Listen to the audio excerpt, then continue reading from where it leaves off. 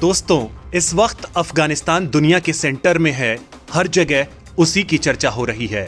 लेकिन एक जगह और है जहां भारत का अब चीन के साथ सीधा टकराव होने वाला है। ठीक सुन रहे हैं दोस्तों, भारत की चीन के साथ अब तगड़ी वाली टेंशन शुरू होने वाली है। चीन की सेना तो दोस्तों अपने जहरीले इरादों के साथ आगे भी बढ़ चुकी है। तो अब भारत ने भी क्लियर कर दिया है कि चीन ने इस बार छेड़ा तो ऐसा घाव देंगे कि जिनपिंग की पतली आंखें हमेशा के लिए बंद हो जाएंगी। भारत ने क्लियर कर दिया है कि चीन ये जमीन नहीं छोड़ता है तो हम ऐलाने जंग को तैयार हैं, और अगर ये युद्ध हुआ तो इसमें एक साथ कई देशों की सेनाएं भी हिस्सा ले सकती हैं। ठीक सुन रहे हैं आप, सही मायनों में ये विश्व युद्ध का ही रूप ले सकता है, क्योंकि अफगानिस्तान में मचे बवाल के बीच मोदी अमेरिका में बाइडेन और फिर ब्रिटेन में बोरिस जॉनसन के साथ बड़ा गेम प्लान करने वाले हैं। दूसरी ओर भारत ने अपने सबसे विध्वंसक हथियारों को भी मोर्चे पर लगा दिया है, क्योंकि चीन भारत के बिल्कुल नजदीक, ठीक से कहें तो 50 किलोमीटर की दूरी पर डेरा जमा चुका है। लिहाजा माकूल तैयारी बेहद जरूरी हो गई है, फिर चाहे बात आकाश की हो, पाताल की हो या फिर जमीन की। सब जगह भारत पूरी तैयारी के साथ उतर रहा है। इतना ही नहीं, चीन को हमेशा के लिए तबाही के मुहाने पर खड़ा करने के लिए अमेरिका भी पूरी तैयारी कर चुका है, और इसी वजह से वो अफगानिस्तान से बाहर निकला है। तो ब्रिटेन भी अपने युद्धपोतों के साथ भारत के पाले में आ खड़ा हुआ है, क्योंकि दोस्तों चीन ने साउथ चाइना सी में ऐसा कदम उठाया है जिससे न केवल भारत के सैन्य और कारोबारी मोर्चे खतरे में आ गए हैं, बल्कि भारत का 55% कारोबार चपेट में आ गया है। मतलब भारत के करीब 13 लाख करोड़ रुपए दांव पर लग गए हैं। ठीक से कहें तो करो या मरो वाली स्थिति पैदा हो गई है। लिहाजा चीन के दांत तोड़ना बेहद जरूरी हो गया है। दोस्तों, इसके लिए मोदी ने तगड़ी प्लानिंग कर ली है, लेकिन उससे पहले आपको बता दें कि चीन ने आखिर किया क्या है। तो दोस्तों, भारत को लेकर चीन ने समुद्र में एक कदम उठाया है, जिसके तहत वो एक समुद्री कानून लेकर आया है। चीन का ये कानून कुछ ऐसा है कि चीन की समुद्री सीमा से गुजरने वाले सभी विदेशी जहाजों को अपनी सारी जानकारी चीनी अधिकारियों को देनी होगी, चाहे वो कितनी भी सीक्रेट हो। और अगर कोई जहाज का चालक ऐसा नहीं करता है तो फिर चीन उस पर कार्रवाई कर सकता है। वो उस जहाज को जब्त कर सकता है, उस पर पाबंदियां लगा सकता है।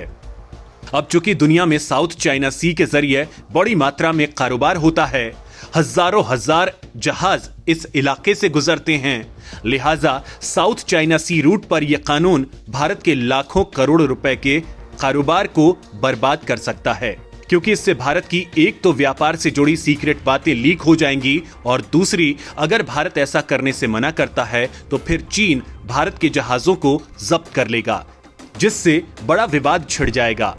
चीन ने अपनी समुद्री सुरक्षा का बहाना बनाकर 1 सितंबर को ही यह कानून लागू किया है, जिसके मुताबिक चीन के समुद्री क्षेत्रों से निकलने वाले भारत समेत दूसरे देशों के जहाजों को चीनी अधिकारियों के पास अपना कॉल साइन, पोजीशन, डेस्टिनेशन, जहाज में लोड सामान की जानकारी, स्पीड, लोडिंग कैपेसिटी की जानकारी देनी होगी। ऐसा नहीं करने पर चीन अपने कानून के हिसाब से कार्रवाई कर सकेगा। यह कानून पनडुब्बियों, न्यूक्लियर जहाजों, रेडियो एक्टिव मटेरियल से लोड जहाजों, ऑयल, गैस और केमिकल ले जा रहे जहाजों पर लागू होगा। इसके पीछे चीन की मंशा कुछ और ही है। वो साउथ चीन सागर में किसी देश का दखल बर्दाश्त नहीं करना चाहता है और इस इलाके का दादा बना रहना चाहता है। लेकिन भारत के लिए यहां से बड़ी दिक्कत पैदा होती है। दिक्कत यह है कि जापान, साउथ कोरिया और एशियन देशों के साथ व्यापार के लिए साउथ चाइना सी भारत के लिए बेहद अहम है। भारत के कुल समुद्री व्यापार का करीब 55% साउथ चाइना सी के जरिए ही होता है। मतलब करीब 14 लाख करोड़ रुपए का कारोबार होता है।